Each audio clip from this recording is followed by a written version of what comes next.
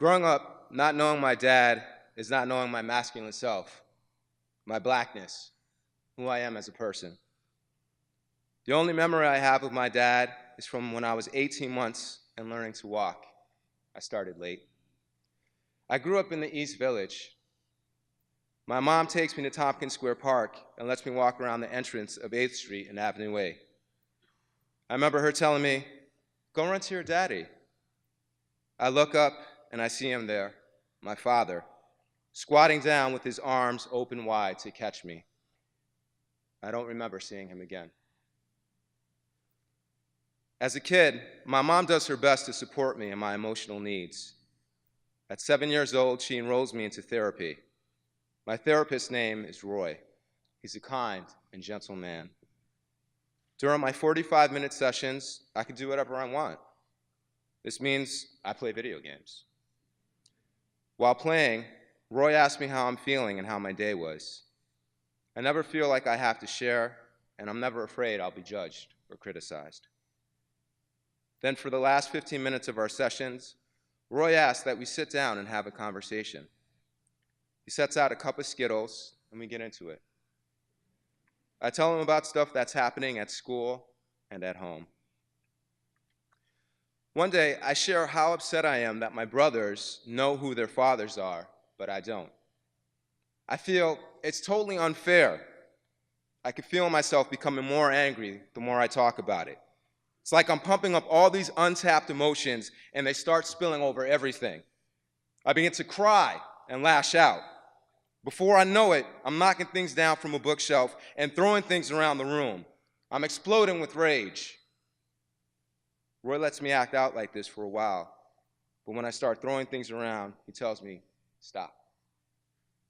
After that, I just sit in my chair, crying, and ask, "Why has my dad left?" Still, I'm appreciative of the relationships I have growing up and consider myself fortunate. I have an uncle I'm close to. He's like my surrogate father and fills the masculine role in my life. It's through him that I first learned about Buddhism. Right away, I'm attracted to its teachings of awakening to your true self and self-reliance. I treasure my childhood in New York City. I run around the streets with my friends without a care in the world. My neighborhood is one of the first to be gentrified. It happens when I'm 14 years old. The neighborhood changes, and so do I. From a small brown child into a tall black man. My mom, who is white, wants me to have a black upbringing and grow up black. I have a white mother, a white uncle, and a white older brother. Even though I never view myself as being white, I never view myself as being black either. I view myself as being me, Kesai. Unfortunately, I'm now viewed differently by the new people in my neighborhood and society at large. One night, I'm walking home from a friend's house. I find myself behind a white woman, maybe 10 feet away. I don't think anything of it until she senses I'm there, turns around, and crosses the street. This makes me upset and confused.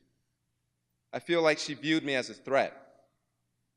I understand that women need to be aware of their surroundings and be cautious, but at the time I feel like this is my home, where I grew up. Why should I have to feel like a threat or an unknown in my own neighborhood? From that day on, when I'm walking behind a woman, I always cross the street before she can. I do it partially out of courtesy, but mostly from fear of being thought of as something I'm not. I remind myself I know who I am, and I'm not going to let someone's misconception about me dictate how I live my life. When I'm 19, I'm reintroduced to Buddhism. This time it's by a bartender at a concert hall I work at. I tell him I already know a little bit about Buddhism from my uncle. "Have you ever heard of Nam-myoho-renge-kyo?" he asks. I tell him I hadn't. He explains, by chanting Nam-myoho-renge-kyo, you can realize whatever dreams you have and actualize your absolute happiness. I never heard of Buddhism expressed in this way, so I give it a try. I chant for a brief period of time and develop a dedicated practice a few years later. I never pray to be reunited with my dad. Maybe once or twice it comes up, but I never spent a significant amount of time chanting about it. Then something interesting happens in the spring of 2008. One day, I'm on MySpace. As I said, it was 2008. My estranged brother, Bajan, sends me a message. I remember when I was growing up, my mother telling me I had another brother, but I had never met him. Bajan asked me if I want to meet up and get to know him. I immediately respond, hell yeah. When we meet later that month, Bajan brings our brother Kopez with him. Kopez is getting married and asks if I want to come to his wedding. He says our father will be there too. It's in that moment that I understand what that bartender was trying to tell me when he said that Nam-myoho-renge-kyo would help me realize my dreams. At 28 years old, I'm going to meet my dad. I don't know what to expect when meeting my father again. My mom never really talked about him. I have no details about who he is as a person. Subconsciously, I had resolved that I would never meet him and therefore didn't give him much thought. So when the opportunity to meet him presents itself, I do my best to remain impartial. My sister and I go to the church where my brother's getting married. This is it. Even though I'm trying to keep my expectations in check, I'm definitely excited. I didn't realize how excited I would be.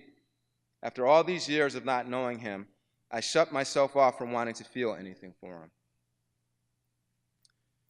I walk up a flight of stairs, and there's my father, sitting at a table in a tuxedo looking very dapper and elegant. I do a spin and give a shout of joy. My dad! Wow! I'm thrilled. We embrace and sit down and talk. We don't have much time before the ceremony, but in that moment, I feel like a huge, essential, missing piece of my life has been filled.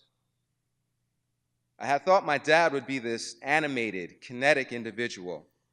Instead, he's reserved and introspective. I have that attribute as well, but never knew I had got it from him. There's a lot that was passed down genetically.